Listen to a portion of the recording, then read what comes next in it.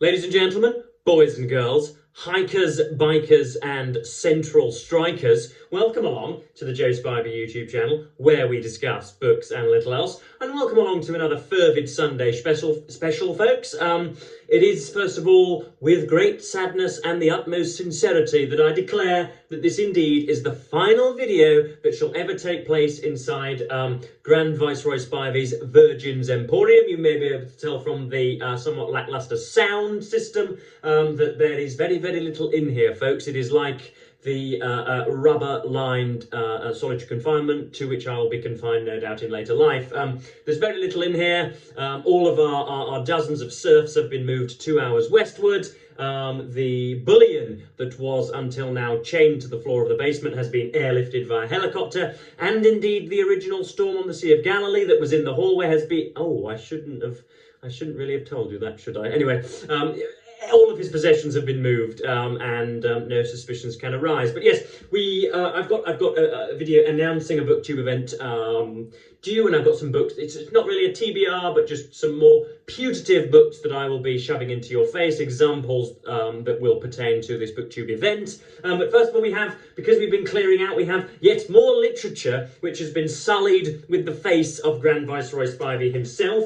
We have the Weekend magazine, from the Daily Telegraph from February 23rd, 2002. Again, I was but 4 weeks old when this was published. And we have once more the what did I call it? The punchable physiognomy of Grand Viceroy there when he was doing some of his trench warfare antics back in the early noughties, when they were trying to... What were they trying to do? They're trying to, I suppose, come to terms with the Somme and produce a documentary on it. But there he is, looking rather... I think Norwegian, but there we are. He's since never gotten rid of that Playmobil hairstyle, and there he is, smouldering into the distance like a decent movie star. But yes, so yes, there is that was just a nice side point. The event in question, I believe, is entitled Summer in Sport, and it has a sort of a sweaty team, a sweaty squad that will be steering us through there. There are a great deal of co-hosts, I do believe,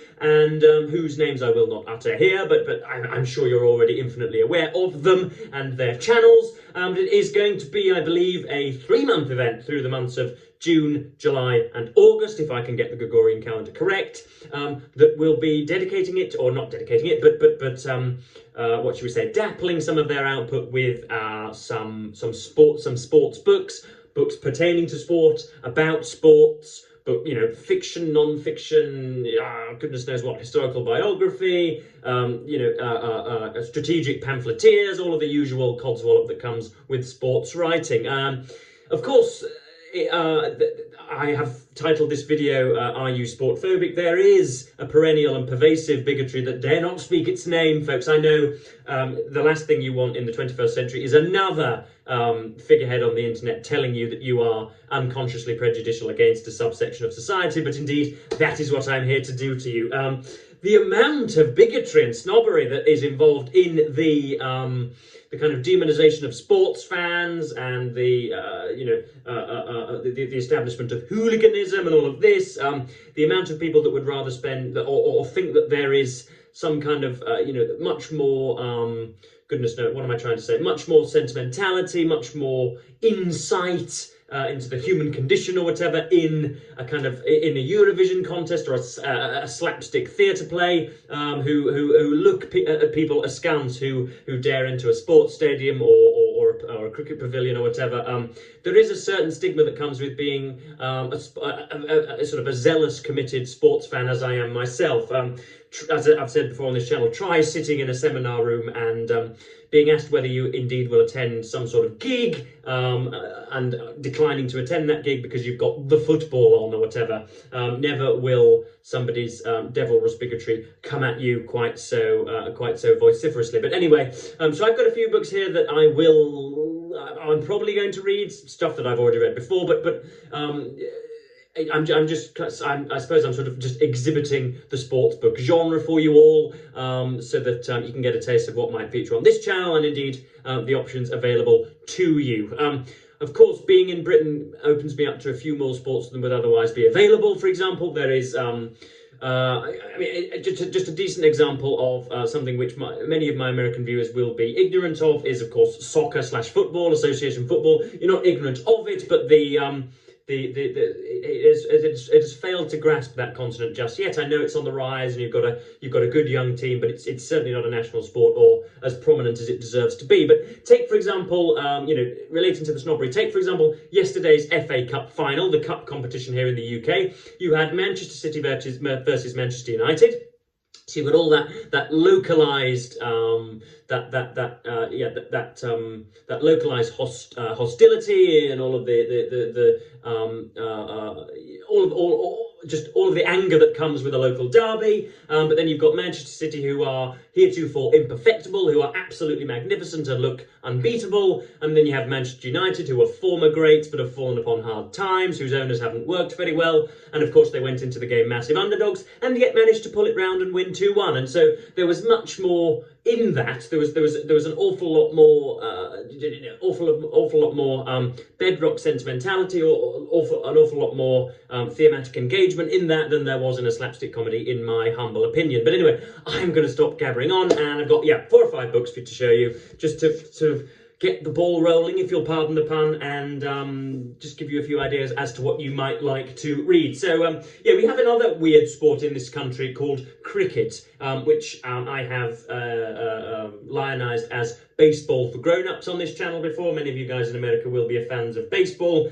This is a much more mature and stately version of such a game. And we have 2 of the stars of the England cricket team who have come out with, not very recently, but they are nonetheless in my possession and my library. They have come out with ghost-written autobiographies. So we have Ben Stokes' Firestarter, me, cricket, and the heat of the moment. There he is, indefatigably ginger, as I describe Mr. Stokes. And then we have somebody similarly red-headed. I think Arthur Conan Doyle's Ezekiah Hopkins would have been very fond of these 2 individuals. We have Johnny Bairstow, and there is at least the credited ghostwriter Duncan Hamilton, A Clear Blue Sky. Now these are abound in some of the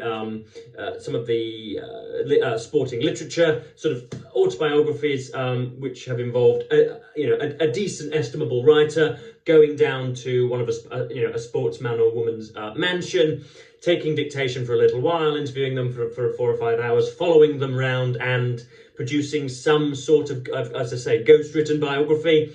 They can be baseless and a little, riddled with tired cliches, and they can be altogether slightly pointless, and they can dwell rather too much on all of the idiocies of the 21st century, such as pre-Apple navel gazing, of ridiculous introspection, all the usual stuff. But nonetheless, these are typically interesting. Ben Stokes is a little bit of a gung-ho batsman. He isn't the most precise of individuals, but when he is on his day, there are few to better him. He's the England captain now. This was written long before that. He's put on a little bit of weight since then and is much more older and mature.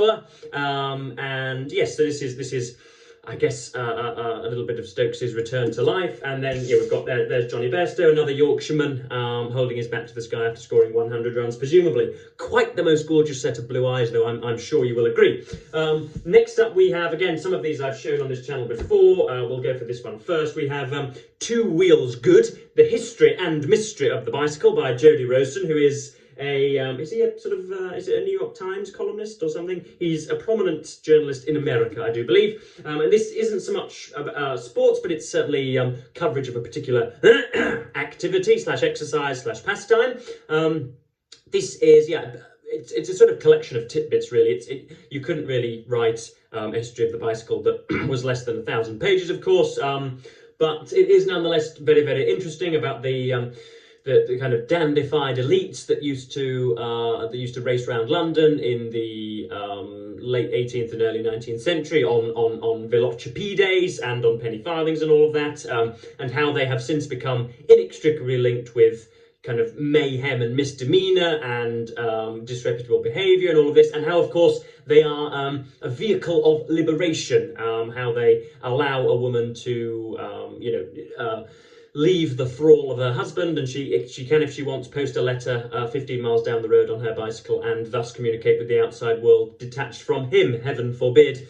And yeah, this is a little bit of coverage of that. It doesn't really cover the sport of cycling. Don't worry, that will be covered during Summer in Sport, because it is my it is, I believe, the finest sport on the planet. If you can only give it an hour or two of your time, you will find yourself inextricably obsessed and completely ensorcelled. But yeah, not so much coverage of sport, but of an activity, and something that is very, very interesting, very, very well written, as is the case often with sort of long journalists who have a penchant for long form reportage. That's Two Wheels Good. Was it? Yeah, shortlisted for the Sports Book Award 2023. So here I am saying it's not a sports book, and when in fact it has been taxonomized as such. Next up we have The Sports Gene. This is by David Epstein. I think this was very, very popular in its day. It's about 10 or 15 years old now. Malcolm Gladwell called it a wonderful book, and it's about it tries to separate out the difference between people who are who can work their way up kind of incrementally to being absolutely excellent at a sport, and the people who were seemingly put on this earth to do so. The idea that you can work as hard as you want, such as myself, for 15, 20 hours a week, and become a sort of a veritable beast within the sport, but you were never quite given that golden ticket at birth. You didn't quite have the genealogy that somehow gives you a proclivity to be brilliant at sport. And this is what David Epstein tries to kind of apprehend, the idea that final 0.5% to 1% that makes those who are just pretty good professionals separate from absolute timeless legends. So this is pretty good. It's quite scientific, and it is shot through with all sorts of academic studying, and all sorts of surveys, and all sorts of, yeah, as I say, rather gnomic studies, but nonetheless very, very valuable indeed. And again, something else that you might want to get through. 200 pages, not very much to get through there at all. And then we have the final one. This is sodden as a result of leakage, no doubt. This is Draft Animals, Living the Pro Cycling Dream Once in a While by Phil Guyman. Now, he is an American, born and bred in Georgia, I do believe, and this is a really, really excellent book for somebody that has very much been not necessarily one of those draft animals, but has sought to be one of those draft animals. Those of you who are coming to this video perhaps fresh will not know that I was for some time a cycling aspirant. I was for some time kicking the heads in of those people who are now being paid hundreds of thousands of pounds a year to ride bicycles. Or I was at least, I believe, before the horrid SARS-CoV-2 pandemic of 2020 and beyond, I was set fair to become somebody that may well one day have been paid to ride a bicycle along the French Riviera, or Rimini and Portofino, or Monte Carlo. I was right up there, but for reasons that will only become known to my biographers in 14, 50 years' time, I gave up, folks, frankly, and sort of moved on with my life. But yes, this is a really, really good insight into the just the ferocity of professional cycling. Cycling combines the kind of scientific engineering of Formula One, and the suffering of marathon running, and the arduous mentalities of sailors and astronauts.